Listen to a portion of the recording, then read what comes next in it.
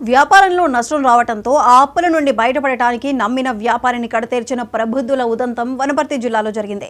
జిల్లా పోలీసు కార్యాలయంలో బంగారు వ్యాపారి హత్య కేసుకు సంబంధించిన వివరాలను ఎస్పీ గిరిధర్ తెలిపారు. రాజస్థాన్కు చెందిన దీపక్ నాగర్ కర్నూలు జిల్లా బిజినపల్లిలో ధనలక్ష్మి నగల దుకాణం నిర్వహిస్తున్నాడు. గుంటూరు జిల్లా మంగళగిరికి చెందిన శేషు బంగారు వెండి నగలను నాగర్ కర్నూలు బిజినపల్లి ఇతర సమీప ప్రాంతాల్లోని దుకాణాలకు సరఫరా చేసి నగదును తీసుకువెళ్లేవాడు. అతని వద్దే దీపక్ నగలు కొంటూ ఉండేవాడు.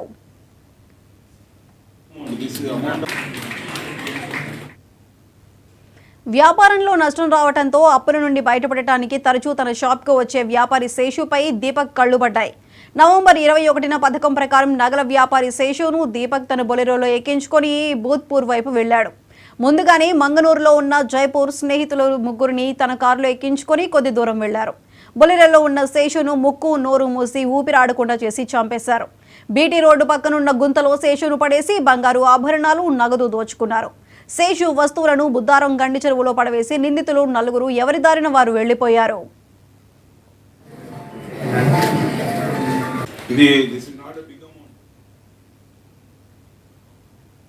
కొద్ది రోజుల తర్వాత అనుమానిత శవం లభ్యం కావడంతో వనపర్తి పోలీసులు విచారణ చేపట్టారు. తీగలాగితే డొంక కదిలినట్లు ధనలక్ష్మి నగల దుకాణం వ్యాపారి దీపక్ ను అనుమానించిన పోలీసులు విచారించగా దీపక్ మాలి, రమేష్ మాలి, జగదీష్ భార్వాడ్, ముఖేష్ మేఘ్వాల్ దోషులుగా నిర్ధారణ అయింది. ఈ కేసును ఛేదించడంలో ప్రతిభ చూపిన Wanaparthy CI Krishna, CCS CI Ravipal, special branch inspector Naresh, CCS ఎస్ఐలు రామరాజు, వేణు, తిరుపతి రెడ్డి, గోపాల్పేట ఎస్ఐ నరేష్, వనపర్తి పట్టణ ఎస్ఐ హరిప్రసాద్ సిబ్బందిని అభినందించిన ఎస్పీ క్యాష్ రివార్డ్ అందజేశారు.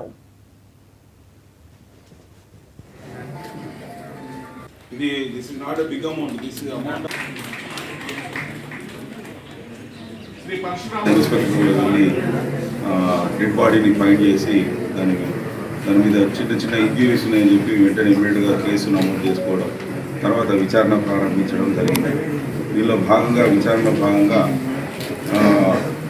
మాకు అన్నోన్ డెడ్ బాడీ ఎవరైతే మాకు శవం దొరికిందో అది గుర్తు తెలియని శవం కాబట్టి వెంటనే మనం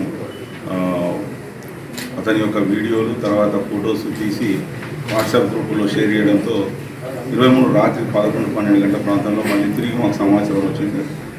చనిపోయిన వ్యక్తి మాకు బంధువు అని చెప్పి ఇన్ఫర్మేషన్ రావడంతో ఇమ్మీడియట్గా పిలిపించడం, తర్వాత హాస్పిటల్లో డెడ్ బాడీ ఐడెంటిఫై చేసుకొని అతను అవ్వారు శేషు, అతని పేరు అవ్వారు శేషు, 43 సంవత్సరాల వయసు, మంగళగిరికి చెందినవాడు, గుంటూరు జిల్లా అని ఇన్ఫర్మేషన్ తెలిసింది. అతను ఈ బంగారు వ్యాపారం అంటే తయారైన ఆభరణాలను వివిధ షాపుల్లో అమ్మే వ్యాపారం చేస్తాడని, అతను 19వ తారీఖు బిజినపల్లికి వచ్చాడని చెప్పి సమాచారం వచ్చింది.